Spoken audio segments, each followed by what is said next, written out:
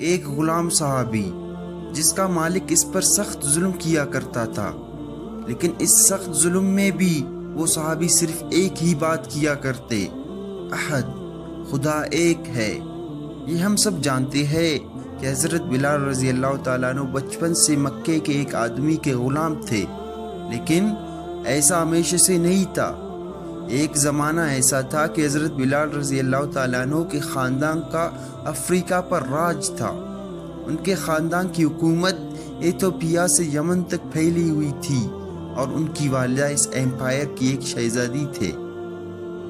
لیکن پھر ابرہہ نامی ایک شخص نے بغاوت کر کے یمن کو حبشہ سے الگ کر دیا اور خود بادشاہ بن گیا۔ ابرہہ نے جب کعبے کی طرف لوگوں کا جھکاؤ دیکھا تو حسد میں آ کر کعبے کو گرانے کے لیے مکہ پر حملہ کر دیا۔ اسی فوج میں حضرت بلال کی والدہ بھی تھے۔ اللہ نے ابرہہ کو شکست دی، لیکن جنگ کے بعد حضرت بلال رضی اللہ تعالیٰ عنہ کی والدہ کو قید کر کے مکے کے بازار میں ایک غلام کے طور پر فروخت کر دیا گیا، جنہیں امیہ بن خلف نے خریدا۔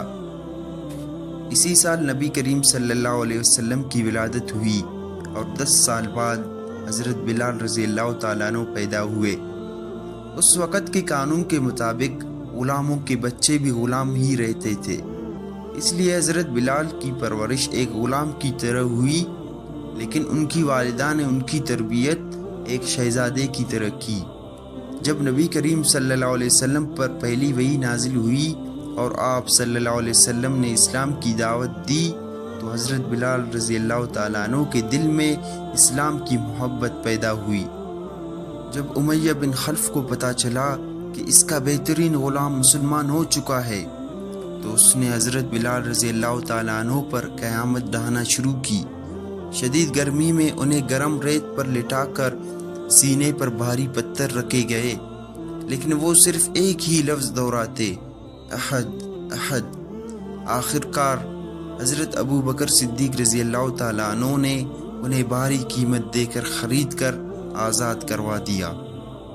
آزادی کے بعد حضرت بلال رضی اللہ تعالیٰ عنہ نبی کریم صلی اللہ علیہ وسلم کے ساتھ رہے، اور جب مدینہ ہجرت کے بعد مسجد نبوی تعمیر ہوئی تو آپ صلی اللہ علیہ وسلم نے انہیں اسلام کا پہلا مؤذن منتخب کیا۔ انہوں نے اپنی خوبصورت آواز میں پہلی اذان دی۔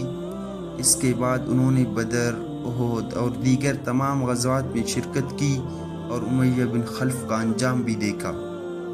فتح مکے کے موقع پر نبی کریم صلی اللہ علیہ وسلم نے حضرت بلال رضی اللہ تعالیٰ عنہ کو کعبے کی چھت پر چڑھ کر اذان دینے کا حکم دیا۔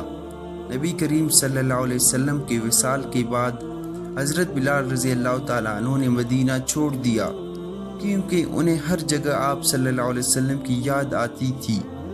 بعد ازاں حضرت عمر رضی اللہ تعالیٰ عنہ کے دور میں جب یروشلم بیت المقدس فتح ہوا تو ان کی درخواست پر حضرت بلال رضی اللہ تعالیٰ عنہ نے وہاں بھی پہلی اذان دی۔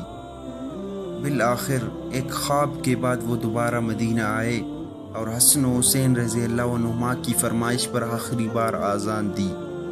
جیسے ہی وہ اذان میں آپ صلی اللہ علیہ وسلم کے نام مبارک پر پہنچے، ان کی آواز رک گئی اور پورا مدینہ رو پڑا۔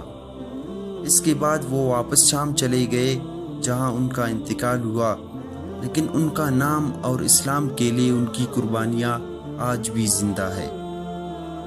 اگر ویڈیو پسند آئی تو ضرور لائک کریں، اور مزید ایسے دلچسپ اور ایمان افروز واقعات کے لیے ہمارے چینل کو ضرور سبسکرائب کریں۔